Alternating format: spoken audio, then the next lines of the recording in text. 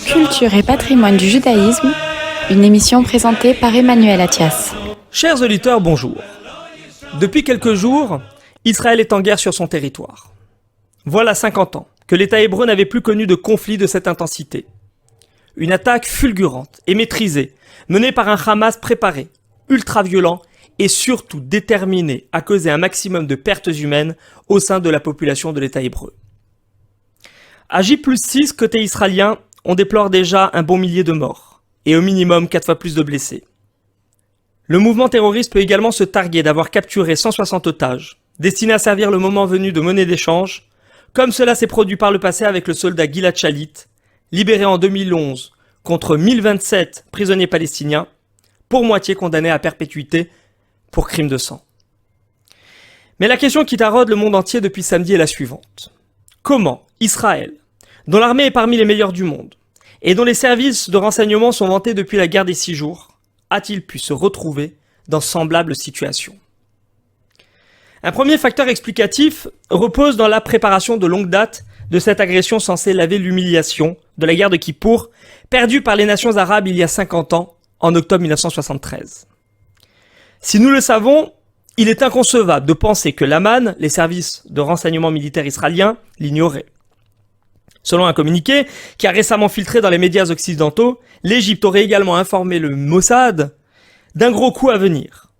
Enfin, le Shin Bet, les services intérieurs, dont l'une des missions est de lutter contre le terrorisme, ne peut être resté sourd au mouvement en provenance des groupes armés palestiniens ces dernières semaines. Alors, que s'est-il passé? Un souci de communication entre services de renseignement, c'est une éventualité. Un problème d'ego entre des partenaires souvent mis en concurrence par un gouvernement qui a fait de la sécurité sa priorité, c'est également possible. Mais c'est sans compter que la décision d'une intervention revient en définitive au Premier ministre en Israël. Le renseignement serait-il alors à mettre en cause, comme l'insinuent nombre d'experts? Parmi les autres facteurs explicatifs, il y a le timing. L'attaque a été réalisée sur une portion de mur mal gardée ces dernières semaines. À cela, plusieurs raisons. De l'agitation en Cisjordanie fin septembre, qui a contraint Tsahal à déplacer des unités de plus vers l'est pour protéger sa population installée dans les territoires. De nombreux soldats avaient obtenu également l'autorisation de passer le Shabbat et les fêtes en famille. Ceux présents dans les bases se détendaient probablement à l'occasion de Simchat Torah, l'une des solennités les plus festives du calendrier hébraïque. L'insouciance, associée à un manque d'effectifs, aura alors probablement joué en faveur des assaillants. Ces derniers ont pu compter sur la rapidité de leur attaque, une grande coordination ainsi qu'une excellente maîtrise des cibles à frapper. Les vidéos, qui circulent sur la toile depuis ce week-end, suggèrent en effet des entraînements minutieux et une préparation inhabituelle de la part d'un groupe terroriste plutôt coutumier des attentats suicides. Sans doute, certains soldats ont-ils pu également bénéficier d'un entraînement en Syrie et en Iran. Parmi les défis qu'Israël devra enfin relever, il sera question à l'issue des combats de déterminer si les terroristes n'ont profité d'aucun soutien à l'intérieur même des frontières de l'État hébreu.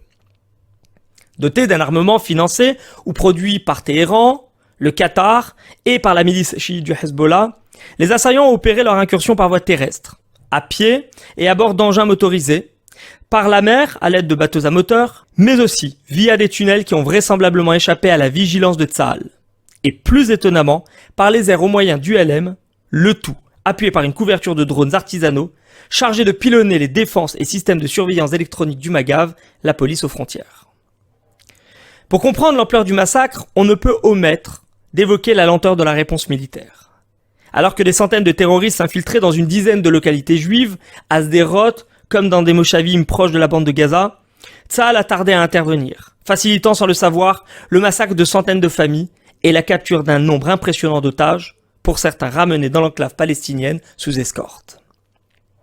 Cette faiblesse de la défense s'explique notamment par le refus d'un grand nombre de réservistes de rejoindre leur base ces dernières semaines, dans un contexte de tensions croissantes autour de la réforme de la Cour suprême. La contestation, qui gangrène et scinde la société israélienne depuis des mois, a en effet fini par gagner l'armée en septembre 2023.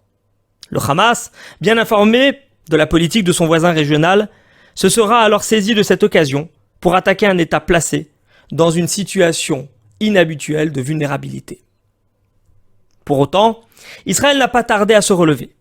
La réponse est maintenant proportionnée aux dommages causés à sa population. Des bombardements ciblés de l'armée de l'air israélienne ces derniers jours ont rayé de la carte le centre de Gaza City pendant que la population civile de l'enclave aux mains du Hamas a été invitée à rejoindre l'Égypte via un corridor sécurisé.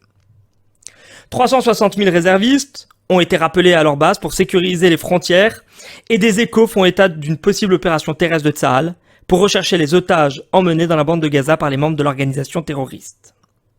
Soutenu par la communauté internationale et appuyé militairement par les États-Unis, Israël a indiqué sa volonté de se débarrasser, une fois pour toutes, de cet ennemi islamiste qui nie depuis 1988 son droit à exister. Vous pourrez prochainement retrouver cette chronique sur ma chaîne YouTube Patrimoine et Culture du Judaïsme. Je vous donne rendez-vous prochainement pour de nouvelles actualités. À bientôt. Culture et patrimoine du judaïsme, une émission présentée par Emmanuel Attias.